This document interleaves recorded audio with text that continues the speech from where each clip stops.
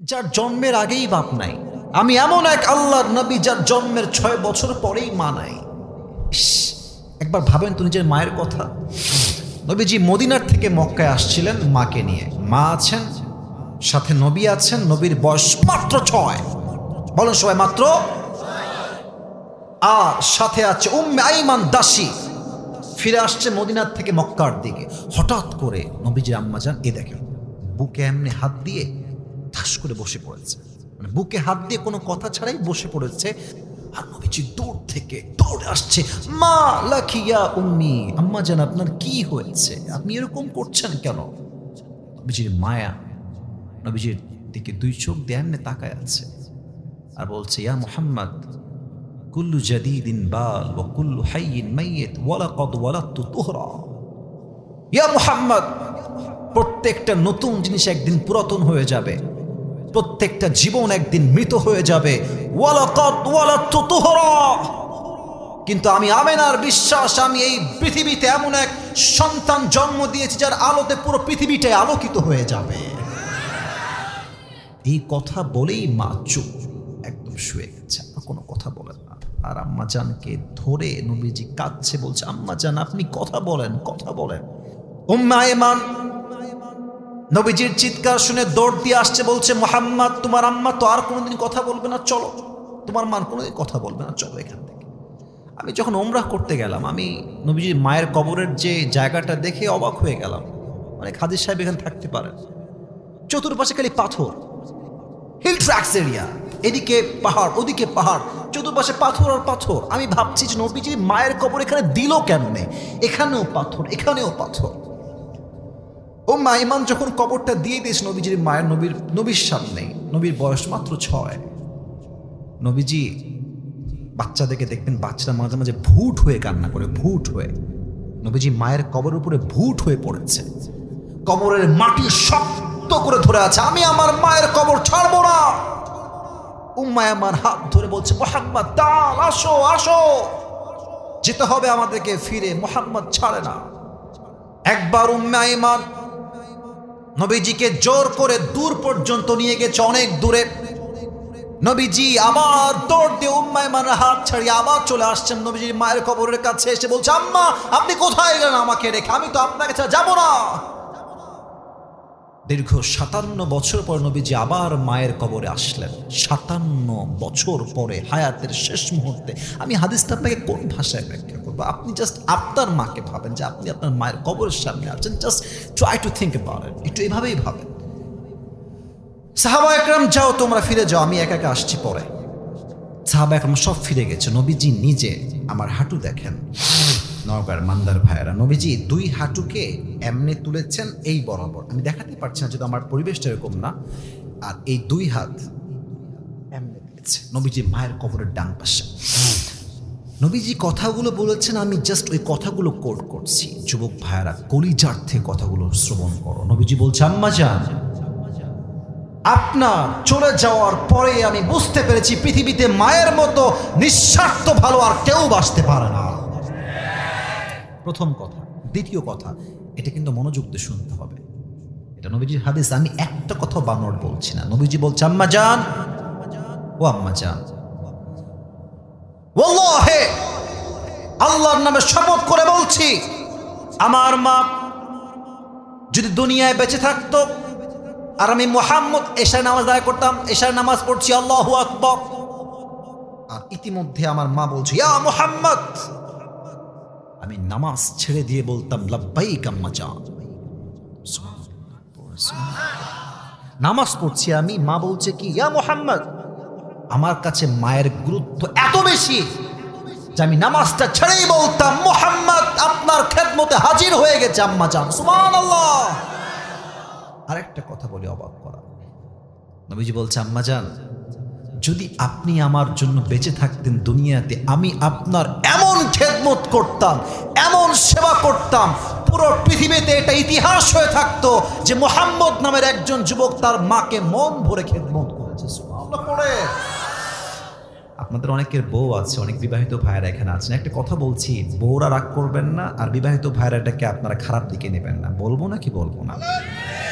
অনেক জোরে বলেছেন আপনারা, আমি আবারও বলছি, বলবো কি বলবো না? বিয়ের পরে যখন অভাব আসবে, মিথ্যা অপবাদ আসবে, সব আপনার বিপক্ষে যাবে, আপনি বিপদে পড়বেন, আমি আপনাদেরকে আল্লাহর নামে কসম করে বলছি, তখন বুঝবেন যে আপনার বউ আপনার বিপক্ষে অবস্থান নিয়েছে। এবং যেই মাকে, যেই বাপকে অবহেলা করেছেন, খাইতে দেন নাই, পড়তে দেন নাই, কল দেন নাই, যত্ন নেন নাই, সবচেয়ে খারাপ সময় আপনার বউ আপনার হাত ছাড়তে পারে, বাট বাপ মা আপনার হাত কখনো ছাড়বে না। নগর ভাড়া আব্বা আম্মার ভালোবাসায় কোনো স্বার্থ হয় না, কোনো তুলনা হয় না। বউ বিপদে হাত ছাড়তে পারে, কিন্তু মা, যেই মা আপনাকে জন্ম দিয়েছে, এই মা কোনো পাশে বেইমানি করতে পারে না। যুবক ভাইরা, ঠিক কিনা বলো? আম্মা জান, আমি বুঝেছি আপনি যাওয়ার পরে পুরো দুনিয়াটা হচ্ছে স্বার্থের খেলা, এখানে স্বার্থ ছাড়া কেউ কাউকে ভালোবাসছে না। আম্মা নাই, শেষ। চাচা আবু তালেব শেষ, আব্দুল মুত্তালিব শেষ, সবচেয়ে আপন বউ, কাছের বউ খাদিজা রাদিয়াল্লাহু তাআলা আনহা, তিনিও শেষ। এবার নবীজি বলছে, আনাস ভালো করে শোনো, আমার কানে খবর এসেছে কাফেররা আম্মার ইবনে ইয়াসির রাদিয়াল্লাহু তাআলা আনহুকে দুই পা দুই উটে বেঁধেছে, এক পা এক উটে আর এক পা আর এক উটে, আর দুই উটকে ছেড়ে দিয়েছে দড়ি দিয়ে বেঁধে। এক উট ডান দিকে আর এক উট বাম দিকে। এমন জোরে চাপ লেগেছে হাঁটুতে, দুই পা খুলে বিচ্ছিন্ন হয়ে গেছে।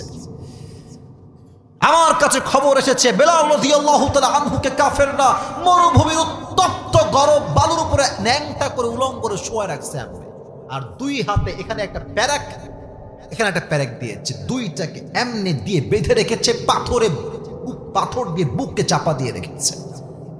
আমার কাছে খবর আসছে সুমাইয়া রাদিয়াল্লাহু তাআলা আনহাকে কাফেররা সবাই মিলে গণধর্ষণ করেছে। আপনাদের নাউজুবিল্লাহ তো আসতে হচ্ছে, বলেন না নাউজুবিল্লাহ। শুধু গণধর্ষণ করে নাই, আমার কথাগুলো একটু দিল দিয়ে শুনবেন। গণধর্ষণ করার পরে তার লজ্জাস্থানে তীর নিক্ষেপ করে জায়গায় শহীদ করে দিয়েছে, নাউজুবিল্লাহ।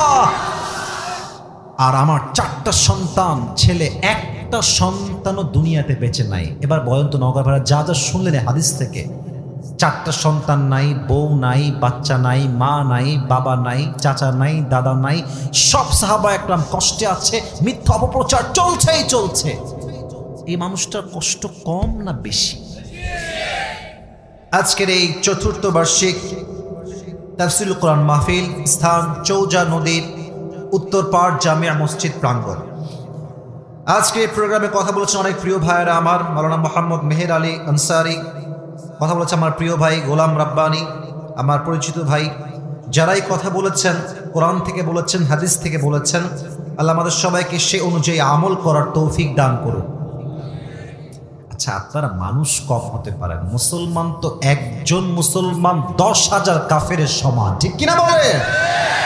সাউন্ড দিবেন বাঘের মতো রে ভাই, পড়েন সবাই জবান খুলে আমিন। এই তো সাউন্ড আসছে। আমার এই প্রোগ্রামে আজকের এই রাতে আমাদের প্রধান অতিথি রয়েছে জনাব এম এ মতিন। উনি চলে গেছেন, আমার সাথে কথা বললেন, অনেক আলোচনা করলো আমার সাথে, উনি ভালোবাসা দিলেন, আমিও দোয়া দিলাম। উনি কথা বলেছেন এখানে, আল্লাহ ওনাকে নেক হায়াত দান করুক। আমরা সকলেই জবান খুলে পড়ছি আমিন। সভাপতি আছেন S M Mukhlisur Rahman Kamrul, chairman 9 নং তেতুলিয়া ইউপি। আল্লাহ তাআলা স্যারকে নেক হায়াত দান করুক। একবার জোরে সোরে পড়া আমিন। তার জানে মালে আল্লাহ তাআলা বরকত দান করুক। আমরা সকলেই মন খুলে পড়ছি আমিন। সহ সভাপতি রয়েছেন প্রায় 3 জন, জনাব আলহাজ মোহাম্মদ আসির উদ্দিন সর্দার, আরও আছেন জনাব আলহাজ মোহাম্মদ তাসির উদ্দিন সর্দার, আরও আছেন জনাব আলহাজ মোহাম্মদ মকবুল হোসেন। মাশাআল্লাহ, আল্লাহ তাআলা 3 জনকেই ইসলামের পরিপূর্ণ খাদেম হিসেবে কবুল এবং মঞ্জুর করুন। আমরা সকলেই দিল খুলে মন খুলে পড়ছি আমিন। অনেকগুলো নাম আসলে এখানে লেখা আছে, সকলের নাম পড়াটা ইটস ডিফিকাল্ট, সবার নাম পড়া যায় না। তবুও যারা অর্থ দিয়ে, শ্রম দিয়ে, মেধা দিয়ে আজকে এই প্রোগ্রামকে বাস্তবায়ন করেছে, সবার জন্য দিল থেকে দোয়া করে আল্লাহ সকলকে এই ওয়াসিলা করে যেন জান্নাতুল ফেরদাউসে মৃত্যুর পরে উঁচু মাকাম নসিব করে দেয়। পড়া আমিন। মাশাআল্লাহ। আজকে এই প্রোগ্রামে কি মা বোনদের কোন জায়গা আছে? কোন সাইডে আছে? সামনে। আচ্ছা, আমরা দোয়া করছি, আপনারা মন খুলে আমিন বলবেন, তাহলেই হবে। আমি দোয়া করছি আমার প্রিয় মাদের জন্য, বোনদের জন্য। আল্লাহ তাআলা আমার প্রিয় প্রত্যেকটা মা বোনকে আম্মাজান খাদিজা রাদিয়াল্লাহু তাআলা আনহার চরিত্রে চরিত্রবান হওয়ার তৌফিক দান করুন।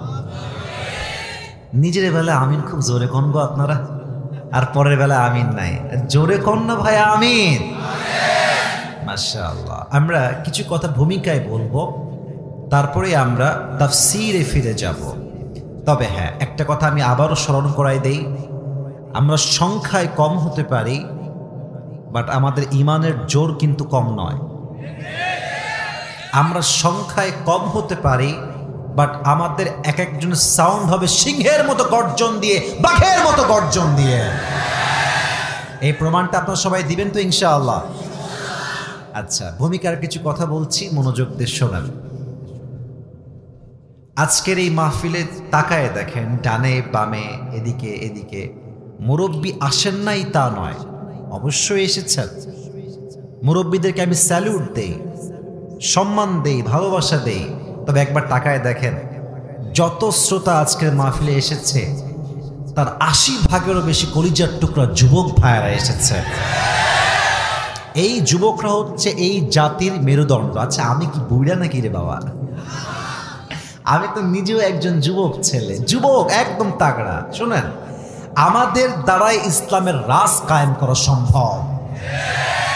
আচ্ছা, এই যে দেশটা স্বাধীন হয়েছে, যত রক্ত দিয়েছে ছাত্র ভাইরা, সব যুবক ভাইরা রক্ত দিয়েছে।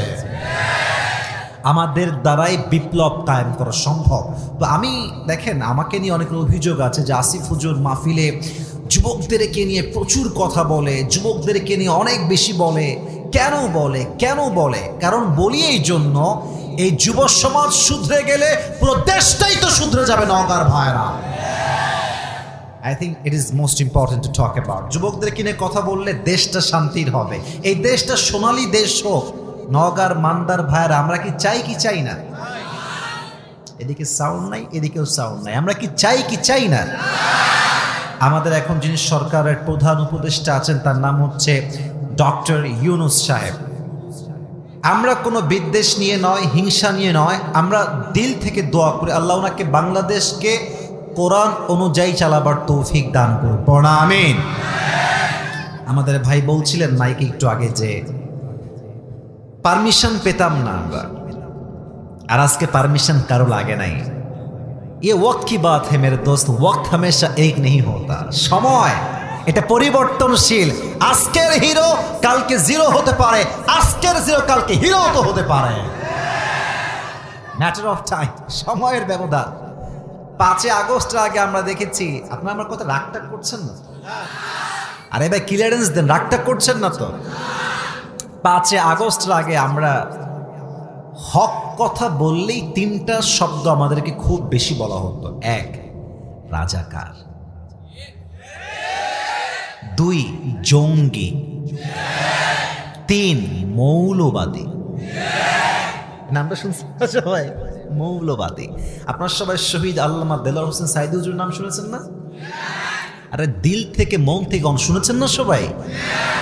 এই দিল থেকে আজকে নওগাঁর এই মান্দার জমিনে দোয়া করি আল্লাহ সাইদি সাহেব হুজুরকে জান্নাতুল ফেরদাউসের উঁচু উঁচু উঁচু উঁচু উঁচু মাকাম নসিব করুন। আরে यार দিল সে বলো আমিন। উনি একটা কথা বলতেন যে যতই মৌলবাদী আমাদেরকে গালি দাও, আমরা কিন্তু রাগ করি না। তো কেন? এক অসাধারণ ব্যাখ্যা তিনি দিয়েছেন যে মৌলবাদী এই শব্দটা আসছে মূল থেকে। আপনাদের কথা আমি শুনতে চাই, মৌলবাদী আসছে কি থেকে? হ্যাঁ, উত্তর হচ্ছে, জোরে বলেন, মৌলবাদী আসছে কি থেকে? সাইদি সাহেব বলতেন মূল হচ্ছে কোরআন, মূল হচ্ছে হাদিস, মূল হচ্ছে আল্লাহ, মূল হচ্ছে তার রাসূল। তো যারা আমাদেরকে মৌলবাদী বলে গালি দাও, তারা হচ্ছে সব আগাবাদী। এবার নওগাঁর ভাইরা কন্ত দেখি, গাছের আগায় শক্তি বেশি না গোড়ায় শক্তি বেশি? তো উনি বলতেন যারা আমাদেরকে মৌলবাদী বলে গালি দাও, তোমরা থাকো গাছের আগায়, বাড়াবাড়ি বেশি কইরো না। বাড়াবাড়ি বেশি কইরো না, গাছের গোড়ার থেকে এক ঝাঁকি দিব, মামুর বাড়ি দিল্লি গিয়ে পড়বা, দিল্লি গিয়েই তো পড়েছে। ওনার প্রত্যেকটা কথা আজকে এই বাংলার জমিনে বাস্তবে রূপ নিয়েছে যুবক ভাইরা। তো আমি যুবকদেরকে অ্যাড্রেস করে একটা কথাই বলছি, এই যৌবনের সময়টাকে প্রেম করে নষ্ট করে দিও না। তুমি যদি প্রেম করো, সোনামণি হাসাহাসি করা যাবে না, কথাগুলো বুঝে বুঝে শুনতে হবে। তুমি যদি তোমার যৌবনকে প্রেম করে নষ্ট করে দাও, দুইটা জিনিস তোমার জীবনে অবশ্যই আসবে। এক, অসফলতা, 2 নাম্বার ছ্যাঁকা খাইয়া বেকা হয়ে যাবে। আর বেশিরভাগ যুবক আজকাল দেখবেন গাঞ্জা খাইয়া কুল পায় না। এদের পেছনে 80% বেশি যুবক ভাড়া চরিত্রহীন নারীরা দায়ী আছে। যুবক ভাড়া কিছু কিছু মেয়ের চরিত্র এত খারাপ, এরা ছেলেদেরকে নাকের ডগায় দড়ি দিয়ে ঘুরাইতে খুব পছন্দ করে এরা। এজন্য দেখবেন যে সুন্দরী মেয়ের কপালে ভালো জামাই জুড়ে, সব টাকলাওয়ালা জুড়ে সব যুবক ভাই। এই যে সবাই ঘুরায় নাকের ডগায় দড়ি দিয়ে, আল্লাহ বলে তুই ঘুরাবি, আমি আল্লাহ তোরে ঘুরাই ছাড়বো, ঠিক কিনা বলো? তো আমাদের ইসলামের রাজ কায়েম করতে হলে হারামে নয়, হালালে জীবনে আসতে হবে যুবক ভাইরা, ঠিক কিনা বলো? অনেক আব্বাজান দেখছি আমার বামে বসে আছে, এদিকেও কয়েকজন আছেন, সামনেও কয়েকজন আছে, সবাইকে দেখতে পাচ্ছি না, মুরব্বীরা লুকায় লুকায় থাকে ভিতরে। তো মুরব্বী আব্বাজানদের পায়ে হাত রেখে বিনয়ের সাথে বলছে, আমি তাফসিরে যাচ্ছি এখনই, তবে কিছু কথা না বললে যুবকদের, মুরব্বীদের, মায়েদের, বোনদের হকটা আদায় হবে না আজকে। প্রথম কথা মুরব্বীদের পায়ে রেখে বলছি, পায়ে হাত আমার আপনাদের মুরব্বীদের। কথাটা হচ্ছে এই, আপনারা কি আমার কথা বুঝতে কোনো সমস্যা হচ্ছে? আমি কিন্তু রাজশাহীতে অনেক লম্বা সময় বসবাস করেছি, আমার কিন্তু রাজশাহীতে একটা ভাবসাব আছে, মানে ভাষার দিকে আর কি। তো মুরব্বীদের পায়ে হাত রেখে বিনয়ের সাথে বলছে, আমার আব্বাজান যারা দাঁড়িয়ে আছে, আব্বা হয়ে গেছেন, মেয়ে আছে, ছেলে আছে, আপনি আপনার ছেলেকে টাইম মতো বিয়ে দিয়ে দেন, একদম সোজা। লেট মি টক ম্যান, আমি বলি, আগে শুনো। আমি জানি তোমাদের খুব আবেগের কথা এটা, বাট আমাকে বলতে দাও, তারপর ঠিক বলবা। দেখেন, যদি বাবা তার ছেলেকে সঠিক সময়ে বিয়ে না দেয়, ছেলে বিয়ে না হওয়ার জন্য যত জায়গায় প্রেম করবে, জেনা করবে, ব্যভিচার করবে, প্রত্যেকটা দায়ভার কিয়ামতে বাপের ঘাড়ে বহন করতে হবে। আব্বাজান একটু বোঝেন। আচ্ছা, আব্বাজান বলবে, হুজুর কি ওয়াজ করছেন এইটা, আমার ছেলে তো এখনো ইনকামই করা শেখে নাই। আপনি বলেন যে বাবা তুই বিয়ে কর, 1 বছর, 1.5 বছর, 2 বছর যদি চালাইতে হয়, আমি বাপ তোর বউকে চালাবো, যা। এই বাপ যদি হয় বীর পুরুষ, এই কথা বাপের মুখ দিয়ে বের হলে এই দেশের মাটিতে লক্ষ নয় কোটি যুবক জেনার থেকে বেঁচে যায়। যুবক ভাই, আব্বা চেঞ্জ ইউর মাইন্ড, আপনি চিন্তাকে পরিবর্তন করে ফেলেন। নাম্বার 1 বাবাদের জন্য কথা। নাম্বার 2 প্রত্যেকটা বাবার জন্য আমার কথা। আপনারা কি রাগটা করছেন না তো আমার কথা ভাইরা? বাবার পায়ে হাত রেখে বলছি, আব্বাজান যদি আপনার মেয়ে থাকে, আগে বলেছিলাম কি থাকে, ছেলে, এবার বলছি যদি মেয়ে থাকে, টাকাওয়ালা যুবকের সঙ্গে নয়, চরিত্রবান যুবক দেখে আপনার মেয়েকে বিয়ে দেওয়া লাগবে। অনেক বাবাকে আমি দেখেছি, টাকা থাকলে এর মাথায় চুল আছে কিনা টাকলার সঙ্গে মেয়েকে বিয়ে দিয়ে দেয়। তো ওই নগর এক যুবক ওই মেয়ের বাপকে ধরছে রাস্তার মাঝে, মানে মেয়েটাকে সে পছন্দ করতে পারে, টাকলা নিয়ে চলে গেছে আর কি। তো মনে অনেক কষ্ট। তো মুরব্বীকে বলছে, মুরব্বী ये आपने क्या कर दिया, किसके साथ किसकी शादी दे दिया, इसके सर पे तो बाल नहीं है। মুরব্বীকে বলছে, মুরব্বী মাথায় তো কি নাই, চুল নাই, কার সঙ্গে মেয়ের বিয়ে দিলেন? তো মুরব্বী এক কঠিন জবাব দিয়েছে। মুরব্বী বলছে, বেটা सर पे बाल नहीं है तो क्या हुआ, जेब में माल तो है ना। মানে বাবা মাথায় চুল নাই, ফাঁকা ঠিক আছে, বাট পকেট তো ভারী। তার মানে কিছু বাবার চিন্তা হচ্ছে এইটা, ছেলের সরকারি চাকরি থাকলে, টাকা থাকলে বিয়ে দিব, চরিত্র আছে কিনা দ্যাটস ডাজন্ট ম্যাটার, ঠিক কিনা বলো?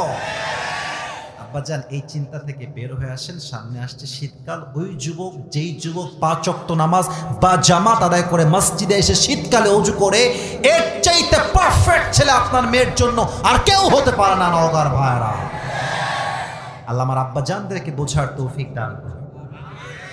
তোমরা আমিন না কইলে আমি ওয়াজ কারে করি? আরেকবার কোনা আমিন। দ্বিতীয় কথা, আমার প্রিয় বোনদের জন্য, মায়েদের জন্য খুবই সারসংক্ষেপ অল্প কথা। মায়েরা, বোরকা পরে আপনি আসছেন আমি জানি, আপনি হিজাবও পরে আছেন আমি জানি, বাট একটা কথা মাথায় ইনস্টল দিয়ে নেন আমার প্রিয় বোন, প্রিয় মা, বোরকা পরলেই আসলে দিনদার হওয়া যায় না। আপনি যান রাজশাহীতে, দেখবেন যত মেয়ে পার্কে প্রেম করছে তার 80 ভাগই বোরকাওয়ালিরা প্রেম করছে। আপনি বলেন আমার কথা ঠিক আছে কিনা? বোরকা হচ্ছে একটা বাহ্যিক পোশাক, যে I am from Muslim family, but just মুসলমানের পরিচয় দিলে হবে না, চরিত্র তো মুসলমানের মতো হওয়া লাগবে। যুবক ভাইরা, বোনেরা, বোরকা পরেই ভাইবেন না ইয়ার हम तो अभी कभी जन्नत से भाग के दुनिया में आए हैं, এইটা ভাবা যাবে না। চরিত্রবান মেয়ে সে, যার চরিত্র সে রক্ষা করে চলবে, ঠিক কিনা বলো?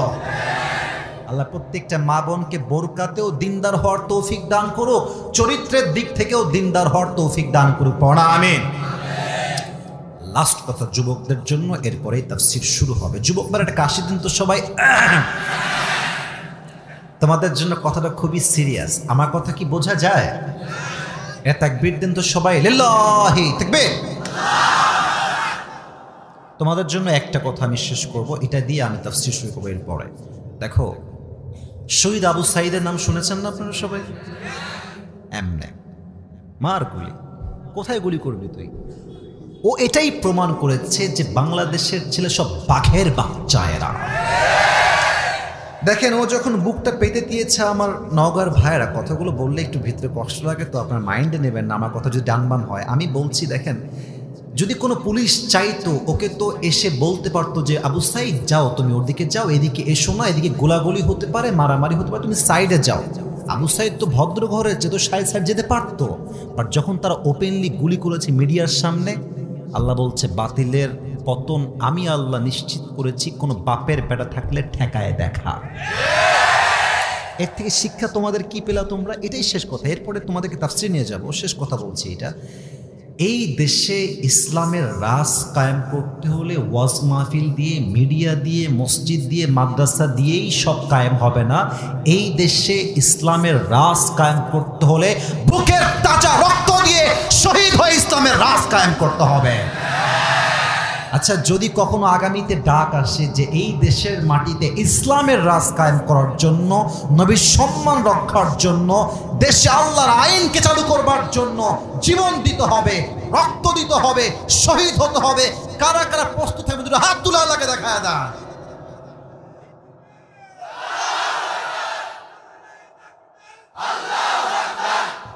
মাশাআল্লাহ, আল্লাহ কবুল করুক, পড়া আমিন। না, আমিনটা তো আসতে হয়ে গেল, বলেন সবাই আমিন। এখন আমরা তাকবীর দিয়ে তাফসীর শুরু করব। যারা বিবাহিত ভাইরা আজকের মাহফিলে আসছেন, একটু হাত তুলেন তো, বউওয়ালা কারা কারা আছেন প্রিয় ভাইরা? হাত নামা। আচ্ছা, এবার সিঙ্গেল কারা কারা আছো হাত তোলো। সিঙ্গেল না কি, কারো বউ নাই? ইন্না লিল্লাহ। আচ্ছা, হাত নামাও। সামনে আসছে শীতকাল আব্বাজান, সামনের শীতকালে কম্বল দিয়ে নয়, ল্যাপ দিয়ে নয়, শীত দূর করতে হলে একমাত্র বউ দিয়ে যুবকদের শীতকে দূর করতে হবে। আল্লাহ প্রত্যেকটা যুবকের মনের কষ্ট এই শীতকালেই দূর করে দিক, পড়া আমিন। 3টা তাকবীর দিবেন, তাকবীর শেষ হবে, তাফসীর শুরু হবে। বিবাহিত ভাইরা দেখবেন প্রথম তাকবীর, সেকেন্ড তাকবীর দিবেন সিঙ্গেল ভাইরা, থার্ড তাকবীর দিবেন সবাই মিলে এমন জোরে যে আমি স্টেজ ভেঙে নিচে পড়ে যাব। প্রথম তাকবীর দেন বিবাহিত ভাইরা, সিঙ্গেলরা চুপচাপ থাকো, নয় হেরে যাবা কিন্তু। বিবাহিত ভাইরা রেডি হন, সবাই একটা কাশ দেন। বিবাহিত ভাইরা, আচ্ছা চলে, খারাপ না। বিবাহিত ভাইরা তাকবীর দেওয়ার জন্য রেডি হন। লিল্লাহি তাকবীর, চলে, খারাপ না। মাশাআল্লাহ, what an amazing performance it is. আল্লাহ কবুল করুন, পড়া আমিন।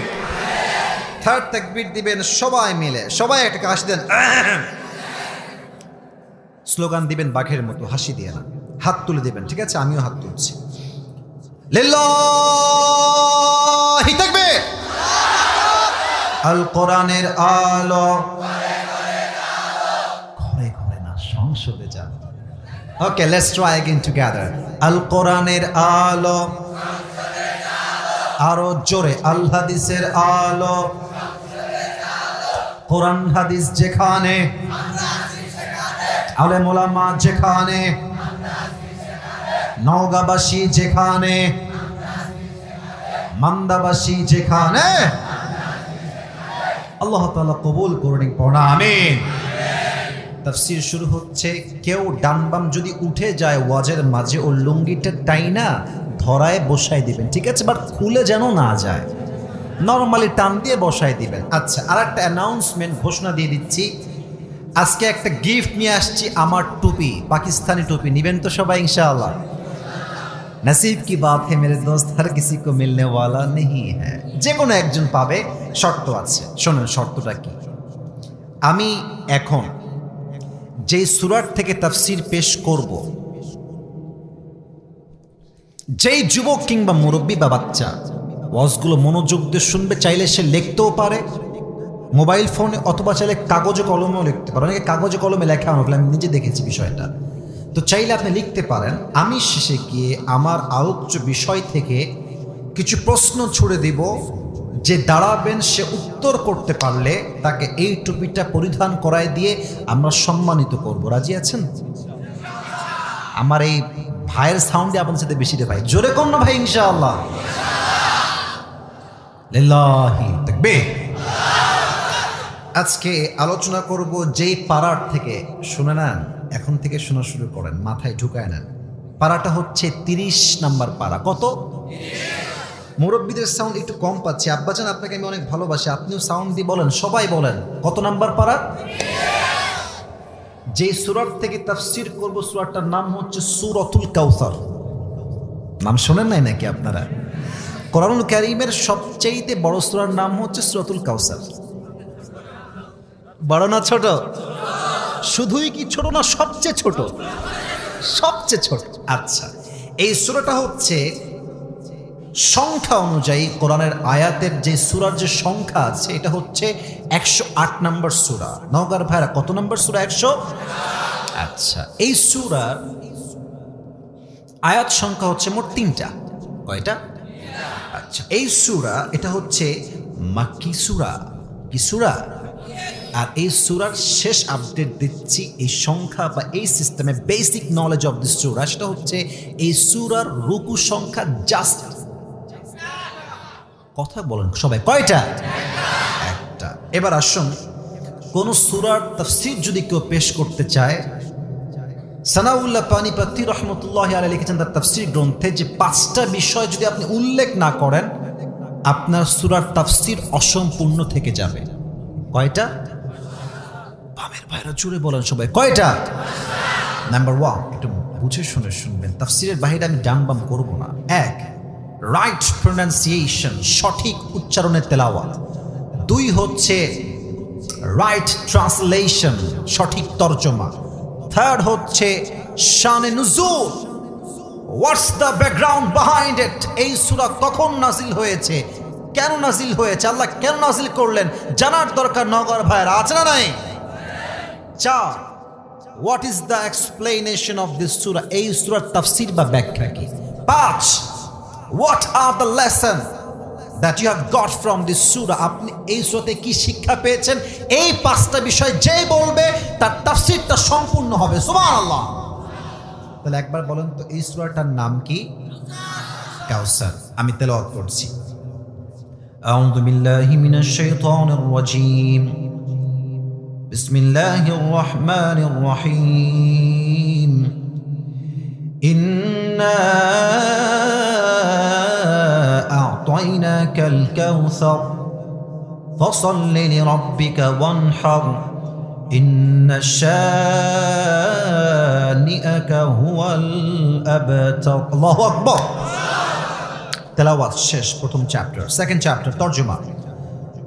আল্লাহ তাআলা বলছেন, ইন্না আ'তাইনাকাল কাউসার, O my prophet, we have granted you কাউসার, ইয়া রাসূলুল্লাহ, ইয়া হাবিবাল্লাহ, আমি আল্লাহ তাআলা আপনাকে হাউজে কাউসারের মধ্যে একটা অসাধারণ নিয়ামত দান করেছি। সুবহানাল্লাহ পড়েন। ফাসাল্লি লি রাব্বিকা ওয়ানহার, so perform the salah and sacrifice to your Lord alone, অতএব আপনি নামাজ পড়ুন, কোরবানি করুন, মানুষের জন্য নয়, শো অফের জন্য নয়, লোক দেখানোর জন্য নয়। আপনার নামাজ আপনার কোরবানি হবে এক সত্তার সন্তুষ্টির জন্য। নওগাঁর ভাইরা বলেন সবাই, সেই সত্তাকে? থার্ড আয়াত, লাস্ট আয়াত, ইন্না শানিআকা হুয়াল আবতার।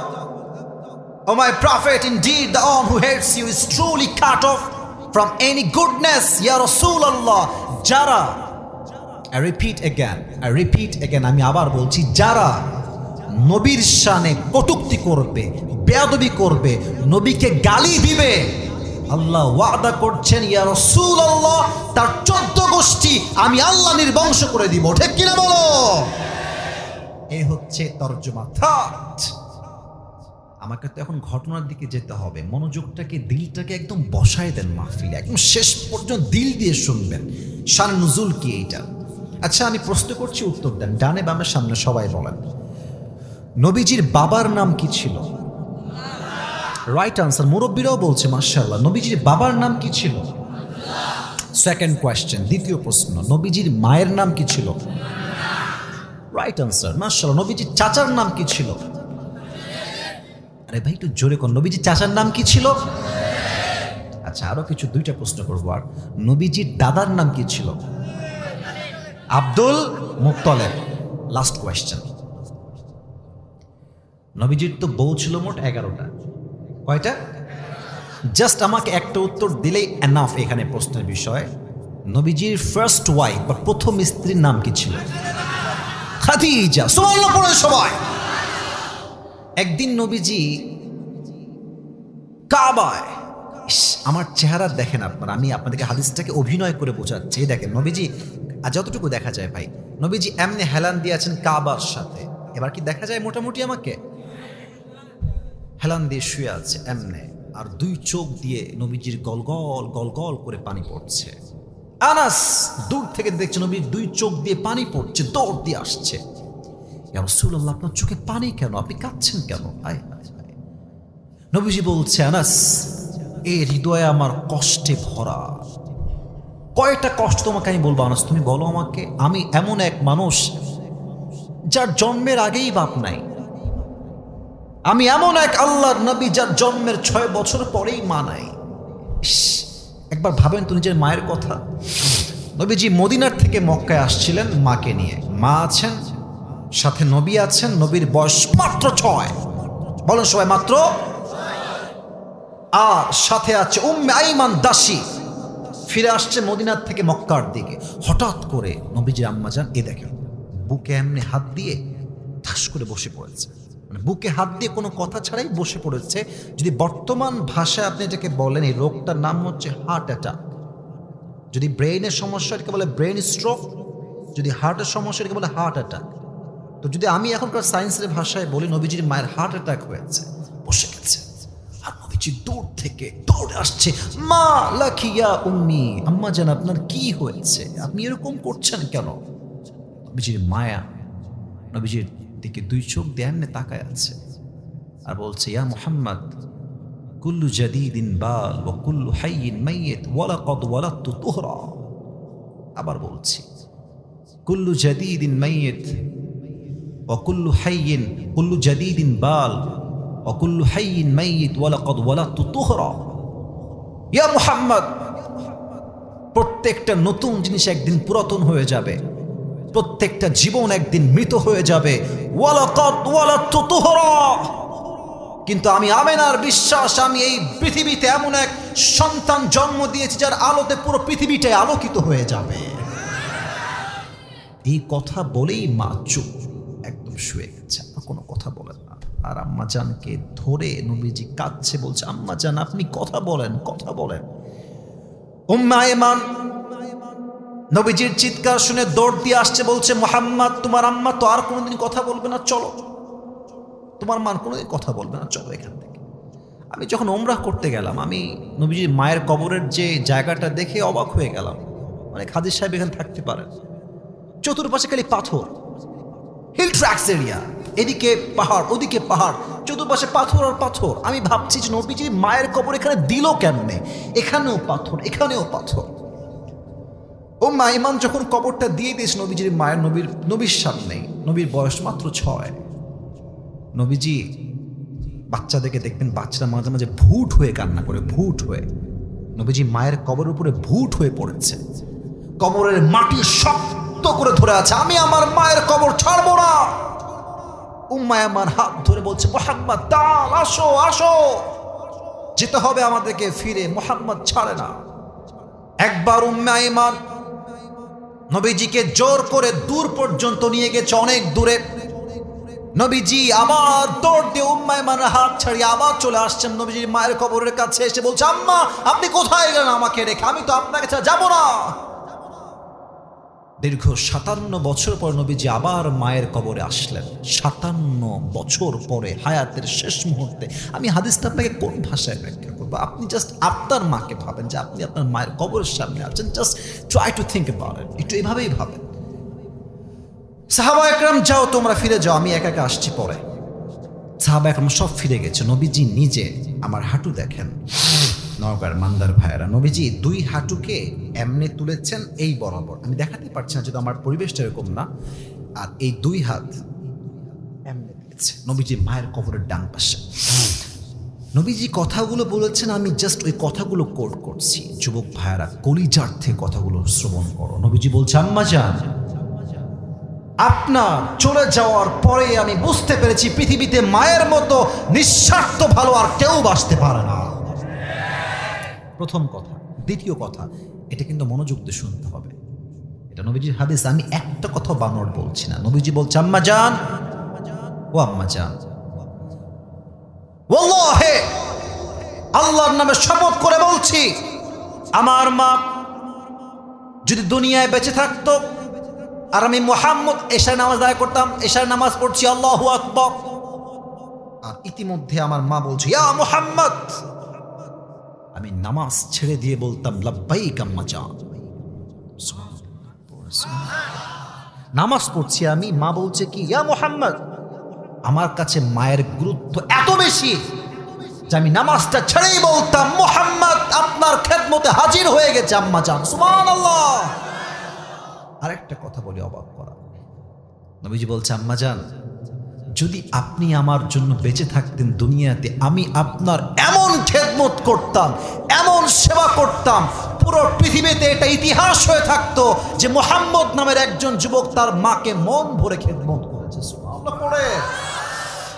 আপনাদের অনেকের বউ আছে, অনেক বিবাহিত ভাইয়েরা এখানে আছেন। একটা কথা বলছি, বউরা রাগ করবেন না, আর বিবাহিত ভাইয়েরা এটাকে আপনারা খারাপ দিকে নেবেন না। বলবো না কি বলবো না?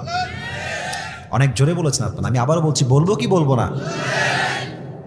বিয়ের পরে যখন অভাব আসবে, মিথ্যা অপবাদ আসবে, সব আপনার বিপক্ষে যাবে, আপনি বিপদে পড়বেন, আমি আপনাদেরকে আল্লাহর নামে কসম করে বলছি, তখন বুঝবেন যে আপনার বউ আপনার বিপক্ষে অবস্থান নিয়েছে।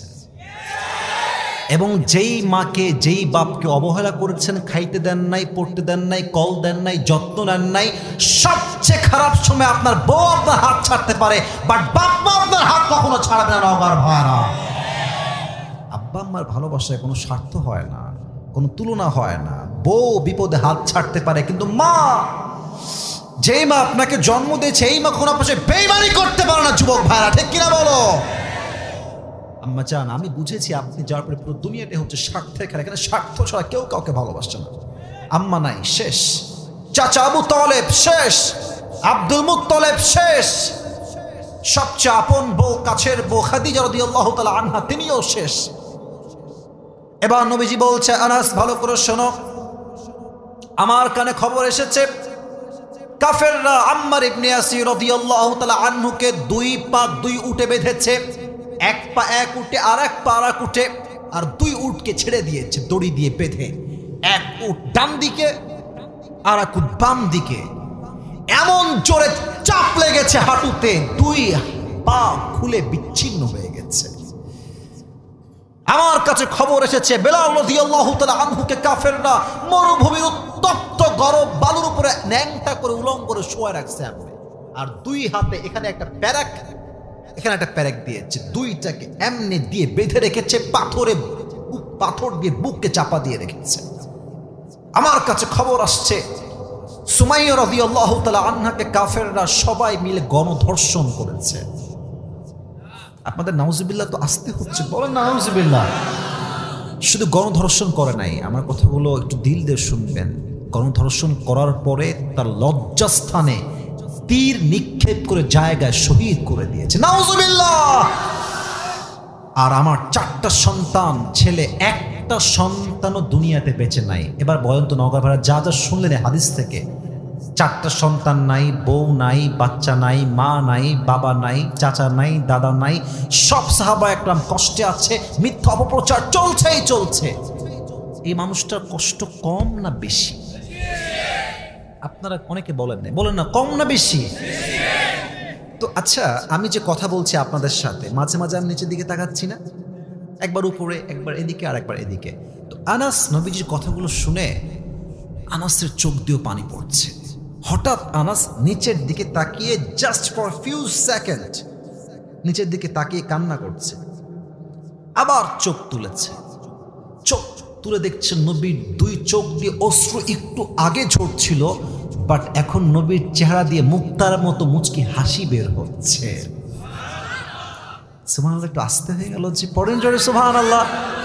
আনাস বলছে, ইয়া রাসূলুল্লাহ, ইয়া হাবিবাল্লাহ, একটু আগে চোখের কোঠায় পানি, এখন দেখছি আপনি মুচকি হাসছেন, কারণ কি ইয়া রাসূলুল্লাহ, ইয়া হাবিবাল্লাহ? এবার আল্লাহর হাবিব ডাক দিয়ে বলছে, আনাস তুমি তো দেখো নাই, এই মুহূর্তে জিবরাইল আলাইহিস সালাম আমাকে হাউজে কাউসারটাকে নিয়ামত হিসেবে দিয়ে গিয়েছে।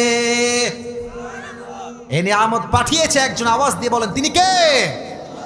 এখন অনেকে প্রশ্ন করতে পারে, মুরব্বীরাও করতে পারে, যুবকরা, যে হুজুর কথা তো আপনার ঠিকঠাক আছে, বুঝলাম, ভাইজান কই যায়?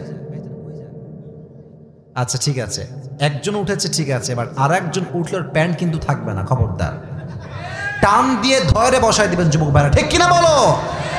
মজা করে বলছি, বাট উঠবেন না, একজন উঠলেও খারাপ দেখায়। এখনকার প্রত্যেকটা মানুষ এই জেহেন দিয়ে নয়, ব্রেন দিয়ে নয়, কলিজার থেকে ওয়াজগুলো শ্রবণ করছে, ঠিক কিনা বলে?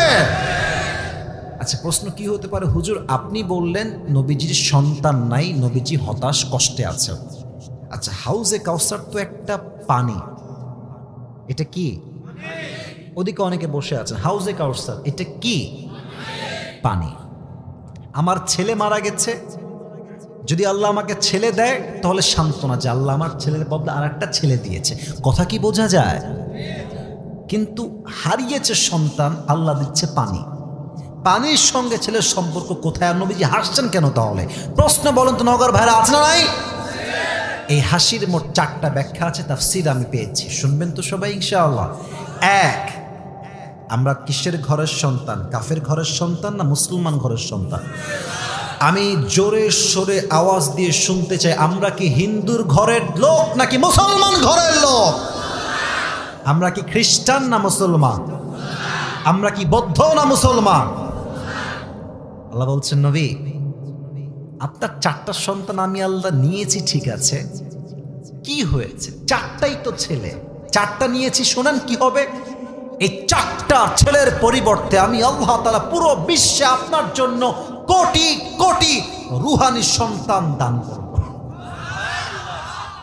আপনি গুগলে সার্চ করেন যে পুরো পৃথিবীতে মুসলমান দেখবেন 2 বিলিয়ন আপ, নবীর ফলোয়ার হচ্ছে 2 বিলিয়ন আপ।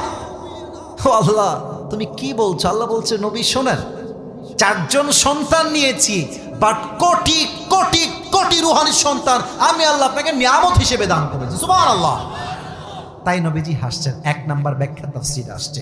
2, ইয়া রাসূলুল্লাহ, ইয়া হাবিবাল্লাহ, আচ্ছা আমাদের দেশে দেখেন তো পীরের ছেলে পীর হয় না?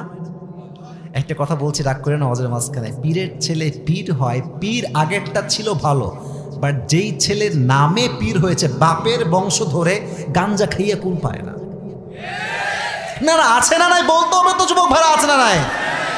আর আমার মায়েরা এত বোকা মেয়েরা, কি বলবো, কথা বললে কথা অন্যদিক চলে যাবে, তাও একটা বলেই ফেলি। মেয়েরা মাজারে গিয়ে, বাবা আমার ছেলে লাগবে, বাবা মেয়ে লাগবে, দেন। আছে আছে না নাই বলেন, আপনারা বলেন। আচ্ছা আপনারা ওই যে রাজশাহীতে একটা মাজার আছে না, রাজশাহীতে নাম তো শুনছে সবাই আপনারা। আচ্ছা মাজারে গেটে যখন ঢুকবেন, মুরব্বীরা এদিকে তাকান, যুবকরা দেখবেন যে এন্ট্রান্সে অর্থাৎ প্রবেশ পথে কিছু ফকির থাকে, হাতে কি থাকে? থালা। বা প্লেট, কি বলে যে বাবা দেন, কিছু দেন। আচ্ছা এখানে কিন্তু শুধু ওয়াজ এটা উদ্দেশ্য না। আচ্ছা আপনি গেছেন মাজারে বছরে একবার, ওই গাঞ্জাখোর পুরো দিনই মাজারেই থাকে। কথা আসতে ঠিক বললেন কেন আপনারা? আপনি বছরে আসছেন একবার, আর ফকির বসে আছে পুরো বছর। ফকির এই প্লেট ধরে আমাদেরকে একটা মেসেজ দেয় যে ভাই রে একটু বোঝার চেষ্টা কর, বাবা যদি কিছু দিতেই পারতো তোর আগে আমি তো ধনী হয়ে যেতাম। আপনি বোঝেন না কেন মা? আব্বা আপনি বোঝেন না কেন? দেওয়ার ক্ষমতার মালিক তো বাবা নয়, দেওয়ার ক্ষমতার মালিক একমাত্র আল্লাহ তাআলা। ইয়াহাবু লিমান ইয়াশাউ ইনাসা ওয়া ইয়াহাবু লিমান ইয়াশাউ যুকুর।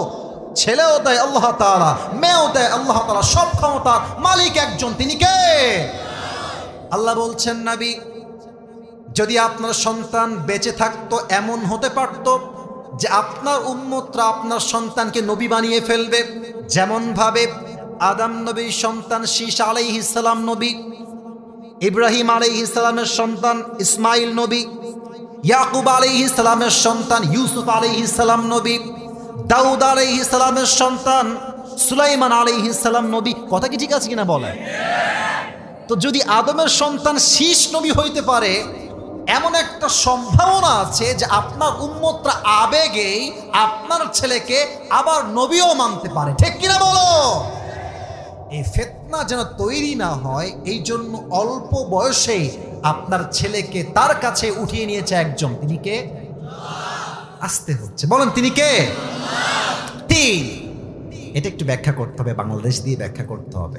আপনার সবাই মিজানুর রহমান আজহারের নাম শুনেছেন? কথা কয় না, শুনছেন না? উনি কি নন ফেমাস না অনেক ফেমাস? অনেক ফেমাস। আমি ফেমাস নিয়ে কথা বলছি না, আমার কথা হচ্ছে দেখেন আজকে আমার ওয়াজে যেই পরিমাণ লোক আছে, তো আজহারী সাহেব এর চাইতো ছোট মাহফিল 2019 সালে করেছে। রাগ করবেন না, আমি যেটা বোঝাচ্ছি সেটা বোঝা ট্রাই করেন।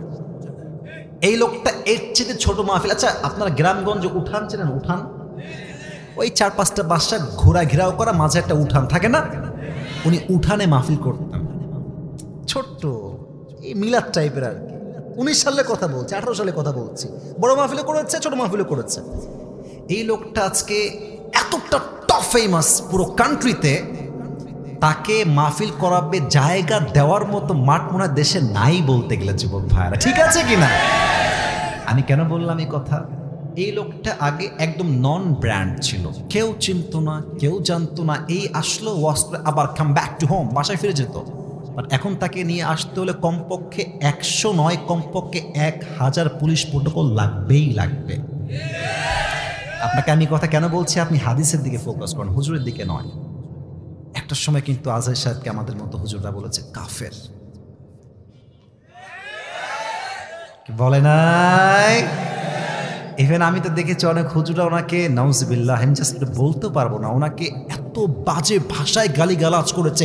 ইভেন আমাদের দেশে কোনো সুন্নি ভাইরা আছেন, আমি সুন্নি ভাইদেরকে অনেক ভালোবাসি, বাট কিছু সুন্নি আছে নামধারী ভণ্ড, এরা খালি জিলাপি খায়, সিন্নি খায়, নবীর আসে গাঞ্জাটাই না কুল পায় না। আমি দেখেছি আমার প্রিয় ভাইয়েরা আজহারী সাহেবের বিশাল বড় ব্যানার টাঙাই দিয়ে জুতা দিয়ে পিটাইছে। আচ্ছা এবার আপনারা কন, এই যে এত কাফের বললেন, এত অপপ্রচার, নবীর শানে বিরুদ্ধাচরণ করেছে, বেয়াদব, কাফের, লম্পট, কত গালি তো আজহারী সাহেবকে দিলেন। আপনার অপপ্রচারকেই আল্লাহ তার পক্ষের প্রচার শক্তি হিসেবে কবুল করেছে। আচ্ছা আরো এক্সাম্পল দিই, শহীদ আল্লামা দেলোয়ার হোসেন সাইদি হুজুরকে আমাদের আওয়ামী ফ্যাসিস্টরা কি ট্রাই করলো? উনি হচ্ছেন রাজাকার, বলেছে না? আর সাইদি সাহেব ওপেনলি সবার সামনে বলেছে, আমাকে যারা রাজাকার বলবে তারা পিতৃ পরিচয়হীন অবৈধ সন্তান। তখন তো খুব অপপ্রচার করেছেন যিনি রাজাকার, যুদ্ধ অপরাধী, বাট ওনার নামে এত মিথ্যা অপবাদ, এত মিথ্যা প্রচার, সব মিডিয়া তার বিরুদ্ধে অপপ্রচার করেছে। সম্মান কমছে না বাড়ছে? বরং এখন তো ক্ষমতার থেকে নামার পরে প্রমাণ পাওয়া যাচ্ছে যে প্রত্যেকটা সাক্ষীকে বাধ্য করে হুমকি দিয়ে সাক্ষী দেওয়ানো হয়েছে। ঠিক কিনা বলো? অপপ্রচার করেছেন, আল্লাহ পক্ষের প্রচার বানাই দিয়েছে। এবার আসেন নবীর বেলায়। হাজিরা সব হজ করতে আসছে মক্কায়। আবু জাহেল বলছে, এই হাজী সাহেবরা খবরদার, এ মক্কার জমিনে এক পাগলের আবির্ভাব ঘটেছে, খবরদার কেউ তার কথা শুনবা না, শুনলে তোমরা জাদুগ্রস্তের শিকার হয়ে যাবা। দেখবেন মানুষকে মানুষ যা করতে নিষেধ করে বেশি, ও আসলে তাই করে বেশি। ঠিক আছে কিনা বলেন? কাফেররা বলছে, এই মোহাম্মদ আবারকে জীবনে তো নামও শুনি নাই, তাকে দেখিও নাই জীবনে, এবার তো দেখেই ছাড়বো আমরা। সব কাফেররা গিয়েছে নবীকে দেখতে, তো বলছে যে কিছু শুনবো না, দুই কানে দুই হাত থাকবে, কান বন্ধ, জাস্ট চোখ দিয়ে এক নজর দেখবো লোকটা আসলে কে রে।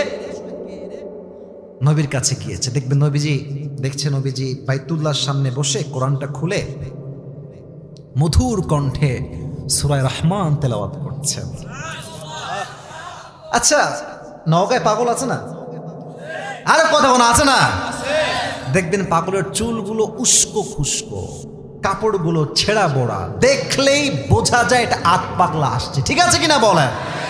তো তারা দেখছে মুহাম্মদের চুলগুলো সুন্দর পরিপাটি সিধি করা, দেহর স্ট্রাকচার এত সুন্দর লম্বা, এত সুন্দর সুন্দর চেহারা, চাঁদের মতো চেহারা তার, লাবণ্যময় চেহারা তার। কাফেররা বলছে, পাগলের চেহারা তো এত সুন্দর হয় না। এবার তারা এই দেখেন, এই দুই কান থেকে হাত উঠাইছে, আর নবীর কণ্ঠের যে সুন্দর মাধুর্য, মেলোডিয়াস ভয়েস, সুন্দর যে কণ্ঠ, এই কণ্ঠে কাফেররা পাগল হয়ে গেছে, হাজিরা পাগল হয়ে গেছে। এবার হাজিরা ডাক দিয়ে বলছে, তোমরা কি বললা আর দেখলাম কি? এই লোকের আদর্শ জাস্ট আমরা গ্রহণ করব না, বরং তার আদর্শ নিয়ে গোটা বিশ্বে আমরা ছড়িয়ে দিব। কোন সুবহানাল্লাহ। নবী, কাফেররা আপনার বিরুদ্ধে অপপ্রচার করে, আমি আল্লাহ আপনার সমস্ত অপপ্রচারকে আপনার পক্ষের শক্তি হিসেবে কবুল করব। আল্লাহু আকবার। 4 নাম্বার ব্যাখ্যা দিয়ে শেষ করছি তাফসীরের পয়েন্টটা। আপনারা কি রাত তো বেজে গেছে 12টা, আমার ওয়াজের সময় দেওয়া ছিল 1 ঘন্টা। 12টার পরে কি একটু ওয়াজ করা যাবে না আজকে? আপনাদের মুরব্বীরা দেখেন কি ধৈর্য নিয়ে বসে আছে। নওগাঁতে আপনি দেখবেন এই এলাকার মানুষ খুব ভদ্র। আমি ভালোবেসে বলছি, আমার অনেক ছাত্র ভাই নওগাঁ, আমি দেখেছি ক্লাসের সবচাইতে ভদ্র ছেলেটাই হচ্ছে নওগাঁর ছেলে। ঠিক আছে কিনা বলে? খুব ভালো লাগে আপনাদেরকে আমার। আপনারা 12টা পরে একটু সময় দিবেন আমাকে আজকে? আচ্ছা, তাহলে 1 ঘন্টা তো ওয়াজ করেই ফেলেছে, এটা কাশি দেন একটু অ্যাক্টিভ হয়ে, আবার লেটস ট্রাই अगेन। লিল্লাহি তাকবীর। না, ওয়াজ পাই নাই, মন মতো হয় নাই। আবার লিল্লাহি তাকবীর। 4 নাম্বার ব্যাখ্যা অসাধারণ। ইয়া রাসূলুল্লাহ, আপনি দুনিয়াতে হাউজে কাউসারের মূল্য বুঝবেন না। কিয়ামতের দিন যখন সূর্য তার 12টা মুখ জমিনে ছেড়ে দেবে, পুরো জমিনটা তামা তামা হয়ে যাবে গরমের ঠেলায়, মানুষগুলোর জিহবাগুলো বের হয়ে যাবে, তৃষ্ণায় কুকুরের মতো ঝুলতে থাকবে। ওই মুহূর্তে যেই বান্দা হাউজে কাউসার থেকে 1 ঢোক পানি পান করবে, জান্নাতে প্রবেশ করা পর্যন্ত সে কোনো পিপাসিত হবে না। সুবহানাল্লাহ। এই হচ্ছে আল্লাহ আপনাকে নিয়ামত দিয়েছে হাউজে কাউসার। 4টা ব্যাখ্যা পেলাম। আচ্ছা, এখানে একটা বাচ্চা আছে, এই যে বাচ্চা, এই তুমি এই যে দেখো তো, এই যে বাচ্চাটাকে, বাবু দাও তো দেখি, তুমি সোনামণি, তোমার নাম কি? আলামিন। ওর বয়স কত হবে? 7, 8, 9 এরকমই। বসে পড়ো। কি বলছি দেখেন, ওকে আমি ডাকলাম, ডেকে বললাম যে বাবু একটু পানি নিয়ে আসো তো। দেখবেন যে নিয়ে, ঠিক আছে হুজুর যাচ্ছি, যান, নর্মালি কোনো রিয়াকশন না। আচ্ছা, ওকে আমি ডাকলাম, কথার ভাজ বুঝেন, তাফসীর ভালো বুঝে আসবে। বললাম যে বাবু এদিকে আসো। আসছে। হুজুর কি হয়েছে? এই নাও চকলেট, এই নাও কোন আইসক্রিম, এই নাও 500 টাকা, এই নাও চকলেট, এবার যাও তো পানি নিয়ে আসো। ও এমন দৌড় দিবে, ও লুঙ্গি খুলে গেলেও টের পাবে না। কি বুঝালাম? কিছু পেতে হলে কিছু দিতে হয়। আপনি কিছু না দিয়ে চাইবেন, দিলে দিতেও পারে, নাও দিতে পারে, বাট যখন কিছু দিয়ে চাইবেন, ও তার জীবন দিয়ে হলো এটা দেওয়ার জন্য বাধ্য থাকবে। ঠিক কিনা বলেন? আল্লাহ দেখছেন নবীকে আমি হাউজে কাউসার দিয়েছি, নবী আমার বড্ড খুশি। এই সুযোগে নবীকে 2টা কাজ দিয়ে দিই। কয়টা কাজ? আল্লাহ বলছেন, ফাসাল্লি লিরাব্বিকা ওয়ানহার। ইয়া রাসূলুল্লাহ, আপনাকে 2টা কাজ দিলাম। 1, নামাজ পড়বেন 1 সপ্তাহের জন্য, কোরবানি করবেন সেই সপ্তাহের জন্য। আওয়াজ দিয়ে বলেন, তিনি কে? এবার বলতে পারেন হুজুর, আল্লাহ যদি বলতেন ফাসাল্লি ওয়ানহার, তাও তো অর্থ হতো আল্লাহ লিরব্বিকা কেন বললেন, এটা বোঝাবার জন্য একটা কথা বলতে হবে। আপনার সাহেব বজলু রশিদের নাম শুনছেন? ওই যে দেখবেন দাড়িগুলো এই রঙিন দাড়ি, তাই না, মেহেদি দেওয়া দাড়ি, যে মুরব্বীরা হাসতেছে, মুরব্বীরা খুব ভালো করে ওনাকে চেনে আর কি। তো হুজুর ওয়াজ করতে গেছে মনে হয় টাঙ্গাইল বা অন্য কোনো জেলাতে। আমার কথা আবার রাগটাগ করছেন না তো আপনারা? আগে তো দেখেছি আমরা সুদখোর মাহফিলের সভাপতি, ঠিক কিনা বলো? তো হুজুর ওয়াজ করছেন, ওয়াজের মাঝখানে নেতা আসছে, স্লোগান দিচ্ছে চামচারা, আমার নেতার চরিত্র ফুলের মতো পবিত্র, নামাজ পড়ে না এক ওয়াক্ত। আচ্ছা, নেতা সাহেব এসে এই যে মাইক নিয়েছে, নওগাঁর ভাইরা নামাজ নামাজ নামাজ, সালাম কালাম কিছু নাই, কথার আগেও নামাজ, মাঝেও নামাজ, শেষেও নামাজ। হুজুর বলে, ইয়ার ইয়ে কौन है, ये तो अभी के अभी जन्नत से भाग के दुनिया में आई है, माशाअल्लाह, অনেক ভালো। তো হুজুর ওই চামচা থাকে না, নেতা কেউ চামচা থাকে না, নওগাঁর ভাইরা চামচা থাকে কি থাকে না বলেন না কেন? তো চামচাকে হুজুর বলছে, এদিকে এদিকে। নেতা নেমে গেছে পাশ দিয়ে, বলছে তো নেতা অনেক ভালো রে, ভালোই তো নামাজ কালাম পড়ে, অনেক নামাজের ওয়াজ করলো। রাজশাহীর ভাষায় বলছে, রাগটা করেন না। আবার হুজুরের কানে কানে বলছে, হুজুর এর সঙ্গে 5 দিন ধরে একসঙ্গে আছি, এই শালা এক ওয়াক্ত নামাজও পড়ে না। তার মানে কিছু নেতা আছে ভোটের জন্য জাস্ট নামাজ পড়ে, আল্লাহর জন্য নামাজ পড়ে না, ঠিক কিনা বলো? বলেন তো সবাই, নওগাঁর ভাইরা ইসলামের দ্বিতীয় খলিফার নাম কি ছিল? ওমর ফারুক। বলো সবাই, নাম কি? তার কাছে এক কাফের, তার নাম হচ্ছে আবু লু। কালো গেঞ্জি, কালো গেঞ্জি, ধরো ধরো ধরো ধরো ধরো, খবরদার যেও না, শেষ হাদিস বলবো। আচ্ছা বলুন তো সবাই, শেষ ভালো যার, শেষ হাদিস শোনো, এটা পরে শেষ করবো, সমস্যা নাই। এসে বলছে, ওমর, আমার যে মালিক আছে সে প্রত্যেক দিন আমার কাছে 6 দিরহাম চার্জ করে। নওগাঁর ভাড়া কয় দিরহাম চার্জ করে? তো আপনি এটাকে কমায় 2 দিরহামে নিয়ে আসেন। কয় দিরহাম? 2। তো বলছে, তাই নাকি ভাই? আচ্ছা ঠিক আছে, আপনার ব্যবসা কি, কি জব করেন, কি বিজনেস করেন? তো সে বলছে, আমি তো মূলত খঞ্জর বানাই, চাকু। বলছে, চাকু বানান, খঞ্জর? আপনার ব্যবসা তো অনেক বড়, আপনার তো 6 দিরহাম নয় 10 দিরহাম চার্জ হওয়ার কথা। এই কথা শুনে কাফের রেগে মেগে ফেরাও, সবাই যেহেতু মুসলমান তাই তুমি সবার বেলায় হও নরম, আর আমি যেহেতু কাফের তাই তুমি আমার বেলায় হয়েছে গরম, তাই না ওমর?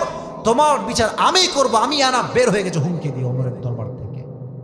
বিশাল লম্বা একটা খঞ্জর বানিয়েছে জাস্ট ওমরকে হত্যা করবার জন্য। শীতকালে নওগাঁর ভাইরা, মুরব্বী আব্বাজান, যুবক ভাইরা, বলেন তোমরা শীতকালে ঠান্ডা লাগলে কি যেন একটা মুড়ি দেয় এমনে, চাদর। কি মুড়ি দেয় বলেন সবাই? আচ্ছা, এটা হচ্ছে চাদর, ফর এন এক্সাম্পল, যদিও চাদর না আমি জানি। এইটা সে কি করেছে, 2 পাশে চাদর ঝুলিয়েছে। আমার এই বুক দেখেন তাহলে বুঝবেন। চাদর এই পাশে একটা, এই পাশে একটা, উপরি ভাগটা দিয়েছে এমনে এই পর্যন্ত, আর এই ডান দিক থেকে নিয়ে পুরো এই পর্যন্ত ঢেকে দিয়েছে।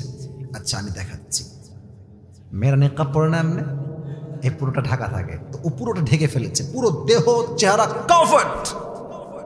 আর ডান দিকে রেখেছে বিশাল বড় একটা ছুরি, খঞ্জর। ওমর ফারুক আসছে নামাজ পড়াবার জন্য। সফু সফু ফাকুম, কাতা সোজা করো, কাঁধে কাঁধ মিলিয়ে দাঁড়াও, আল্লাহু আকবার।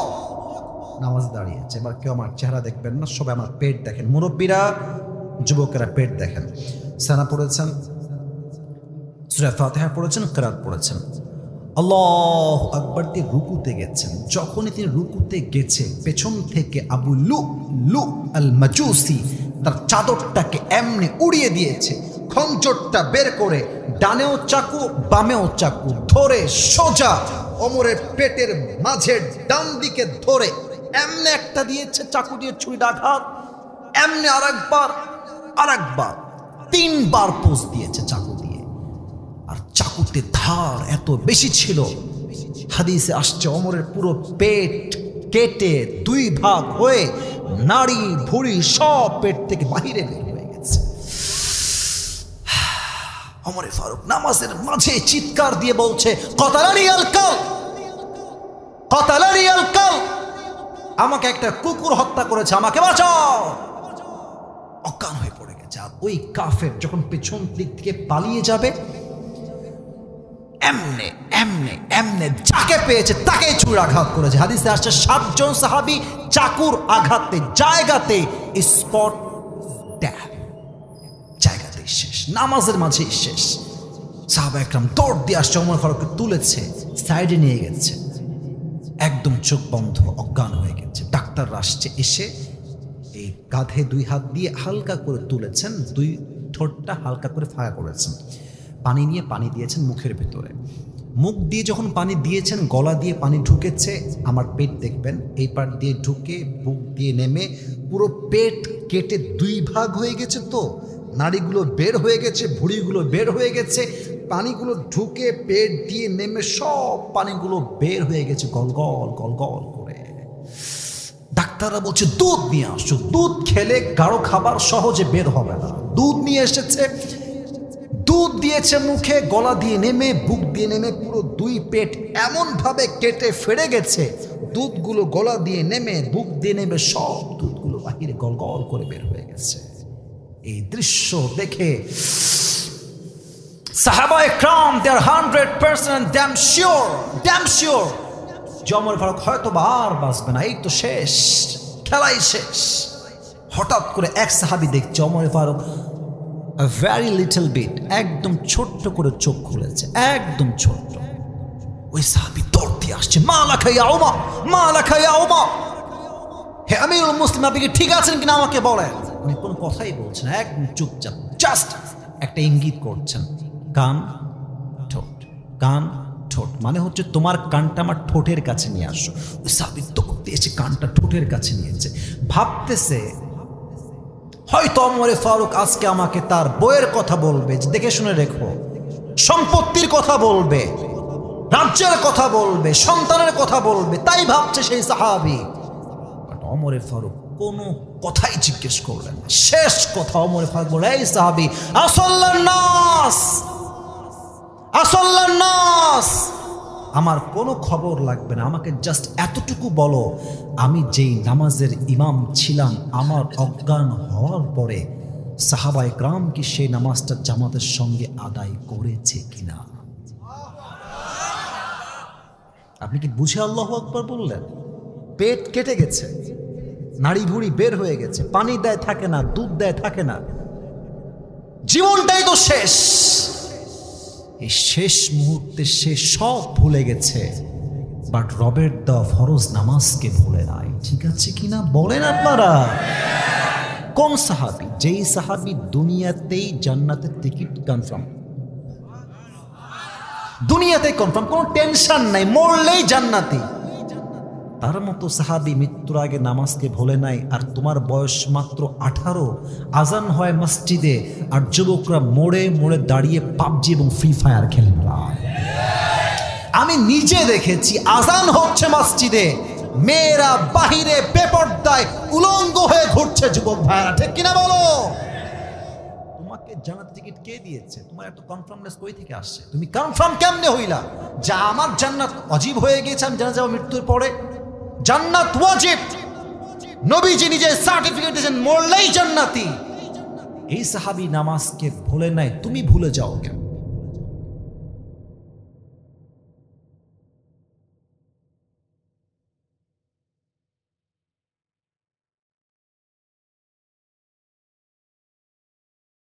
আচ্ছা, আমি বলেছিলাম কোন সূরার তাফসীর করতে হলে কয়টা জিনিস লাগে?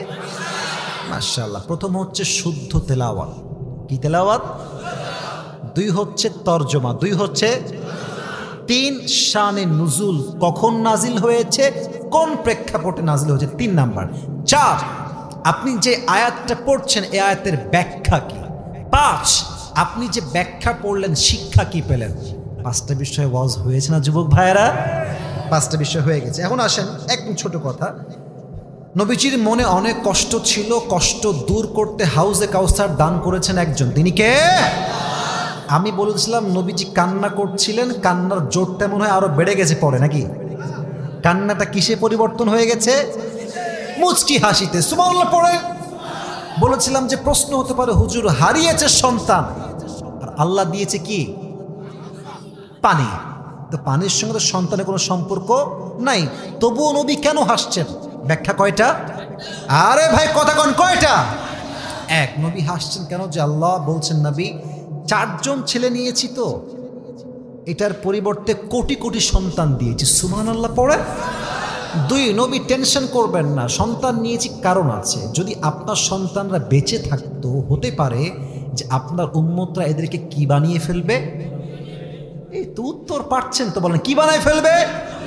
3 নাম্বার, নবী সন্তান উঠিয়েছি, টেনশন করবেন না। এই যে কাফেররা আপনাকে গালি দেয়, লেজ কাটা বংশ, তার ছেলে বেঁচে নাই, কেউ বেঁচে নাই, এরা আল্লাহ ভালোবাসে না, অপপ্রচার চলছে, টেনশন নাই। আপনাকে তারা পাগল বলে, অপপ্রচার করে, no tension, not a big deal. ওয়াত ইজ্জু মান তাশা ওয়া তুযিল্লু মান তাশা, যে আল্লাহ সম্মান দিবে তাকে কেউ লাঞ্ছিত করতে পারবে না, ঠিক কিনা বলো? আপনার সমস্ত অপপ্রচারকে আমি আল্লাহ আপনার পক্ষের প্রচার বানাই দেব, সুবহানাল্লাহ। নাই যে 4 নাম্বার ব্যাখ্যা, নবী হাউজে কাউসারের মূল্য আপনি দুনিয়াতে বুঝবেন না। কবে বুঝবেন? যখন সূর্য তার 12টা মুখ ছেড়ে দিবে, সূর্যের তাপে জমিনটা তামা হয়ে যাবে, মানুষগুলো কুকুরের মতো জিহবা বের করে তৃষ্ণায় ঝুলতে থাকবে। ওই মুহূর্তে হাউজে কাউসার থেকে 1 ঢোক পানি যে পান করবে, জান্নাতে প্রবেশ করা পর্যন্ত সে কিয়ামতে আর কখনো তৃষ্ণার্ত হবে না, সুবহানাল্লাহ। এই 4টা কারণে নবীজি হেসেছেন। এখন একদম শেষ কথা, নবী যখন খুশি ছিলেন, নবীকে খুশি দেখে আল্লাহ কয়টা কাজ যেন দিয়ে দিলেন? বলেন সবাই কয়টা? 1 হচ্ছে নামাজ, জোরে বলেন না। 1 হচ্ছে, 2 হচ্ছে কোরবানি, আবার বলছি 1 হচ্ছে, জোরে 1 হচ্ছে, 2 হচ্ছে এই নামাজ এবং কোরবানি করবেন জাস্ট লোক দেখানোর জন্য। কার জন্য? আচ্ছা, ওমরে ফারুক তার জীবনের শেষ মুহূর্তে এসে বললেন যে বাবা তোমরা আমার রাজ্যকে দেখে রেখো, সম্পত্তি ঠিক রেখো, টাকা পয়সা ঠিক রেখো, বউকে দেখে রেখো। ইয়েস নাকি নো? শেষ কথাই হচ্ছে নামাজ।